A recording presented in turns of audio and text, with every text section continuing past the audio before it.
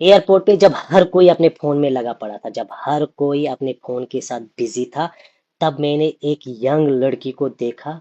वो कुछ ऐसा कर रही थी कि मैं हैरान हो गया। I was really surprise to see that.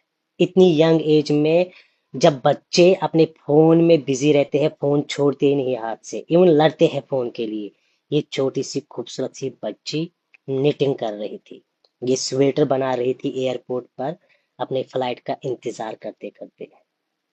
और ऐसा हम बहुत रेयरली देखते हैं, इतनी यंग एज में बच्चे कुछ ऐसी एक्टिविटीज करते हुए, वो भी एयरपोर्ट या ऐसी कहीं जगहों पे। इसका सारा क्रेडिट जो है वो उसके माँ बाप को जाता है, जिन्होंने इसकी हैबिट बचपन से ही ऐसी बनाई है। और हमें भी ऐसा ही करना चाहिए बच्चों के साथ। उनका हैबिट ज्यादातर एक्टिविटीज में लगाना चाहिए, चाहे वो कोई भी एक्टिविटीज हो, चाहे वो स्पोर्ट्स हो, आर्ट एक्टिविटी हो, या कोई दूसरी एक्टिविटी। सलाम है इसके माँ बाप पे।